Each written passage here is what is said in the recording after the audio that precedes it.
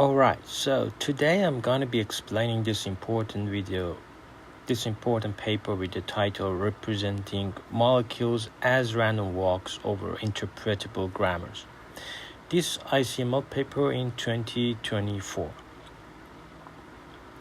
Recent research in molecule discovery has primarily been devoted to small drug-like molecules, leaving many similarly important applications in material design without adequate technology.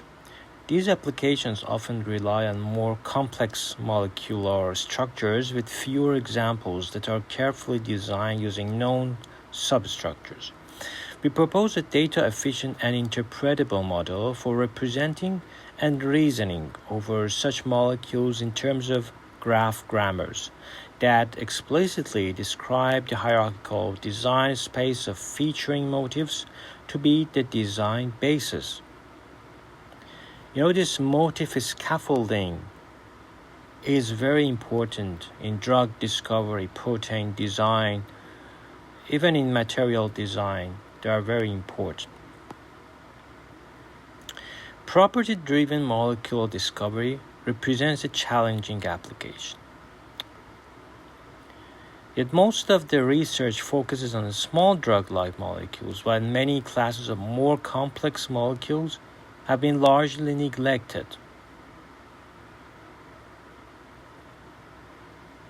We define a motif graph, a hierarchical abstraction of molecular design space induced by the given data, where each node is a motif. So instead of just one node, one atom, every node is a motif.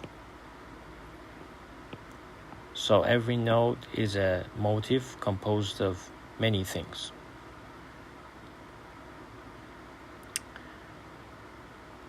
So each node is a motif and each edge represents a possible attachment between a pair of motifs. Our main technical contribution is an efficient and interpretable reparametrization over the context-sensitive grammar induced by the design space. So our method employs a graph grammar which is composed of a set of predefined molecular motifs and a set of transition rules. So you are learning chemistry by motif. And the motifs are devised either through automatic generation or manual curation and are interconnected following the transition rules to assemble into a complete molecular structure. You see illustration of our random walk representation.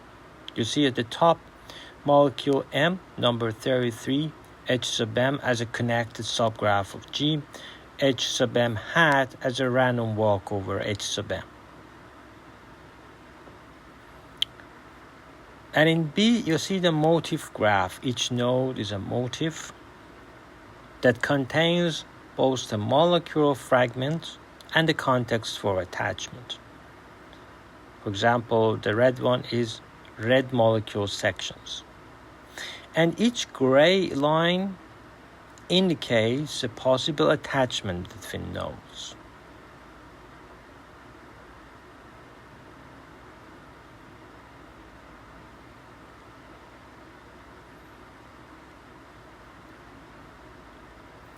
Our method builds upon a given molecule fragmentation. More specifically, given a dataset, a fragmentation is a collection of disjoint molecular graphs that each one has vertices and edges. And of course, the union is the molecule. The union of all these disjoint graphs is the molecule. When F sub J is chemical motif, it is essential to know the possible context within which F sub J occur, because the behavior of one substructure is often influenced by neighboring structures. So we describe our hierarchical abstraction over V, and G is a directed multigraph. Specifically, UV, so you can see E is attributed with this. Then the construction of motif is in practice very efficient. For example, for a dataset we study, it is done under a minute when parallelized across 100 CPU cores.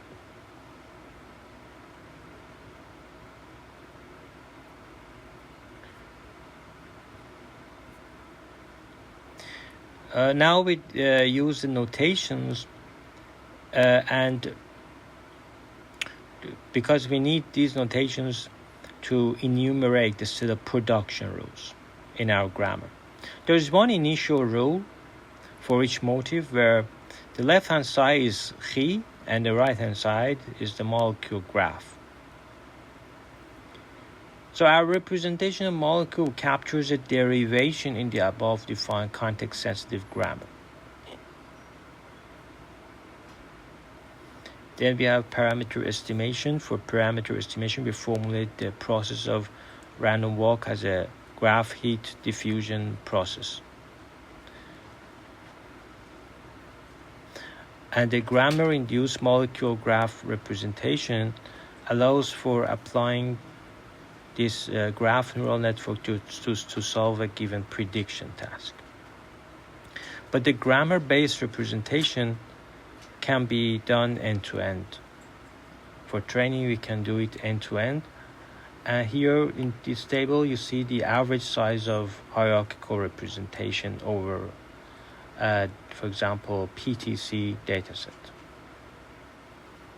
And this is the illustration of the generation process that at time t equal to 1, our learnable grammar parameterized by phi samples a state transition. With memory of having visited 56, our grammar samples a state transition. And so this is a random walk grammar. And here is the final output.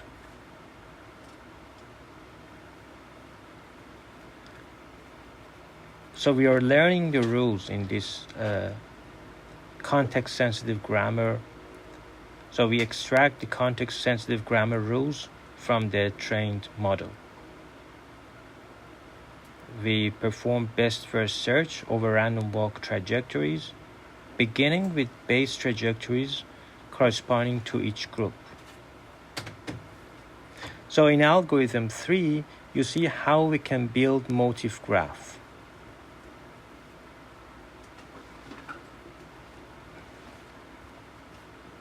And in algorithm 4, the output of the algorithm is the ordered childs, because we have reordered the children with side chain descendants first.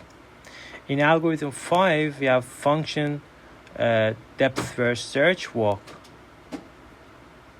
And finally, in algorithm 6, we have function algo diffusion, and the input is the number of steps, motif graph. And of course, they have used forcing. If a strategy is forcing, then you use deep depth first search.